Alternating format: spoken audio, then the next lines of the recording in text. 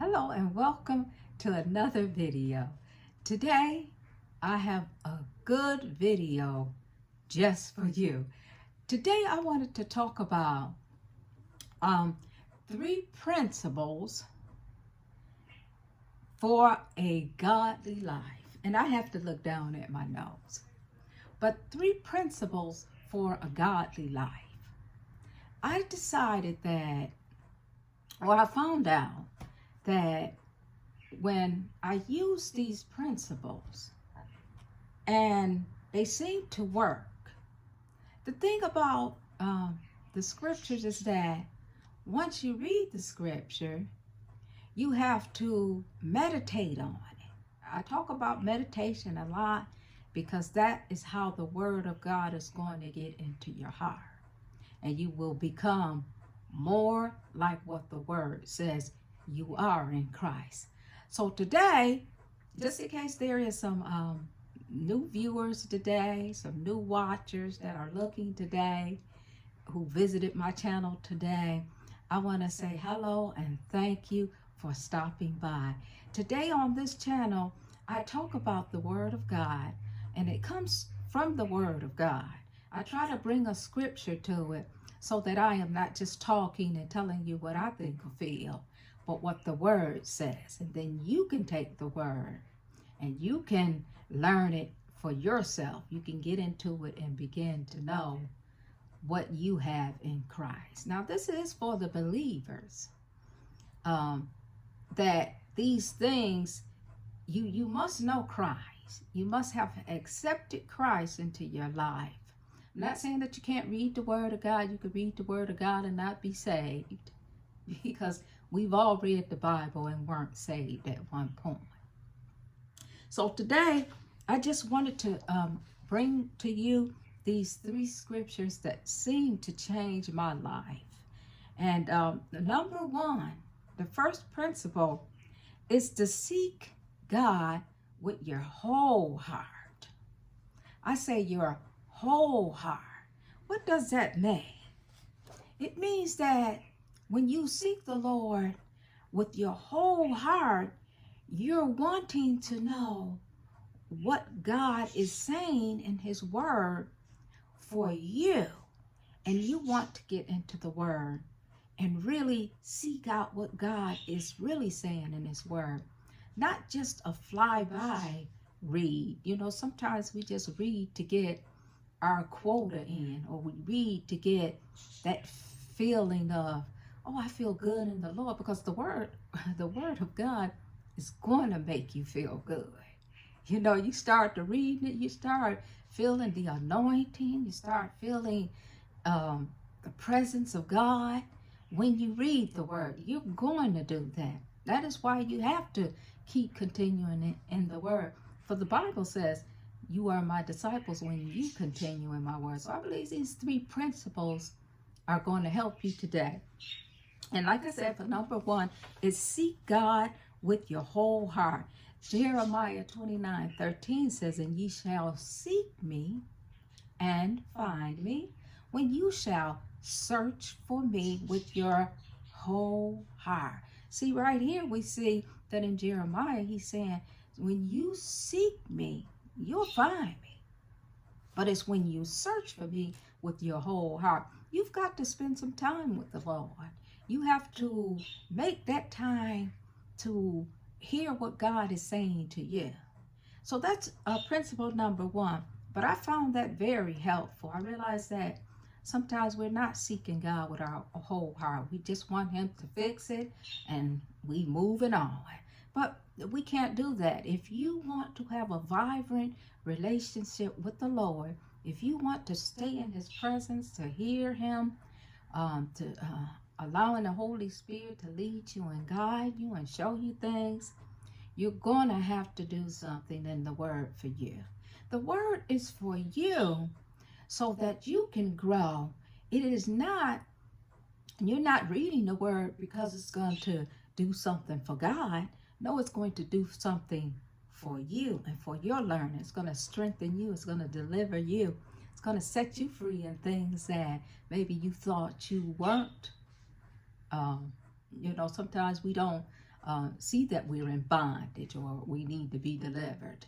But the word will deliver you. And so we've got to keep reading the word.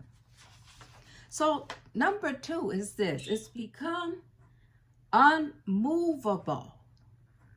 Become unmovable, firmly fixed, and not subject to change. You got to be single-minded.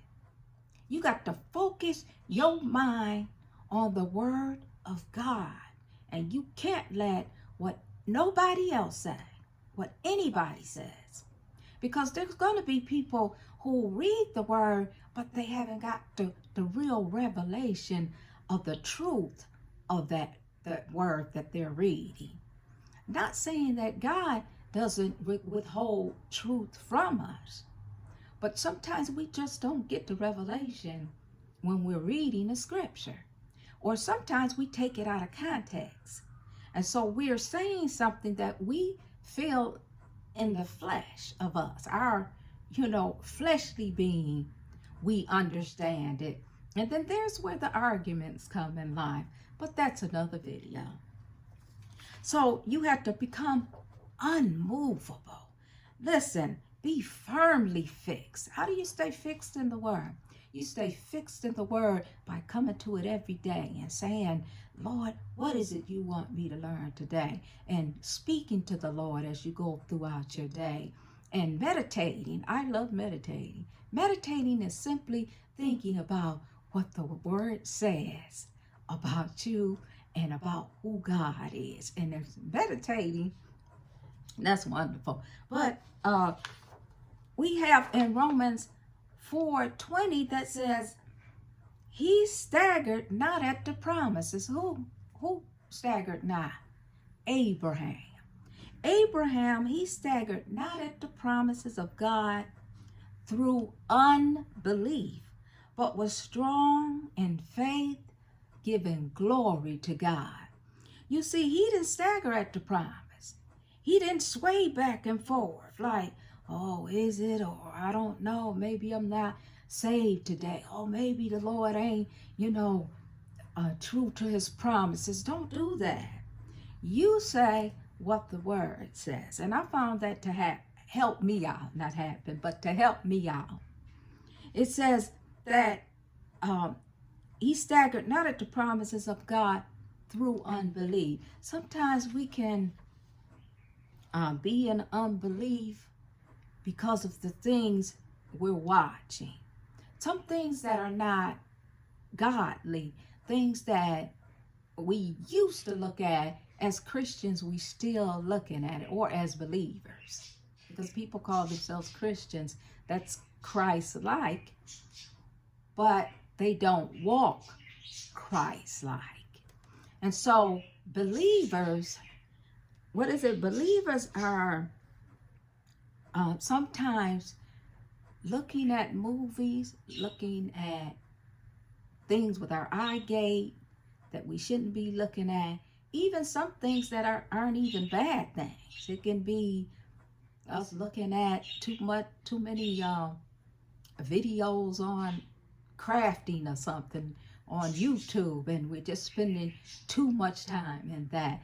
That can cause us to not be in unbelief, but take our attention off the Lord.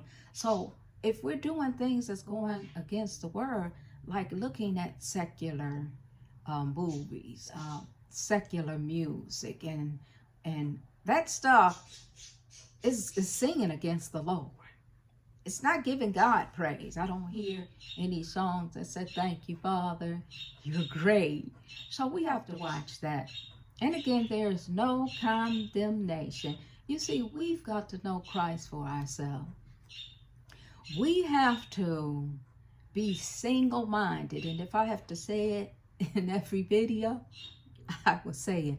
Be single-minded. It's you and the Lord. When you keep your mind focused on the Lord, because the Lord is more concerned with you growing and being usable. You have to grow to be usable in the body of Christ. You don't just become a Christian and then the next day you going out and you building a church and you're, standing there, you know, trying to be more than what God has prepared you to be. We've got to wait on our ministry. We got to wait on our teaching. We have to wait. And I can say that for myself because I've been through that. And yes, you too. You know, people often say, well, that's you. No, it's you too. It's you too. We all got to learn how God has wrote in his word. We all have to know what God has for our life. Excuse me. So Abraham, he was strong in faith. He was giving glory to God. And number 3, the third principle for a godly life is be fully persuaded. Your mind is made up. No one can change the word of God. No one can change what the word of God says. Just be fully persuaded in your mind. Your mind is made up, and no one can change your direction when you know what you've read in the word. Now, there's times when we do get things wrong. Sometimes we interpret things wrong. But that's where we can come to the Lord and just having an open heart, because God knows your heart. He knows that you said it out of error and that you quite didn't understand it. So there's some grace there. You know, God and his grace, undeserved favor, and his mercy. Goodness and mercy follows us. Yes, it does. But do we receive goodness and mercy, even though it's following us? No, not all the time, but it's available. So, as I said, number 3 is being fully persuaded. Your mind is made up, and no one can change that.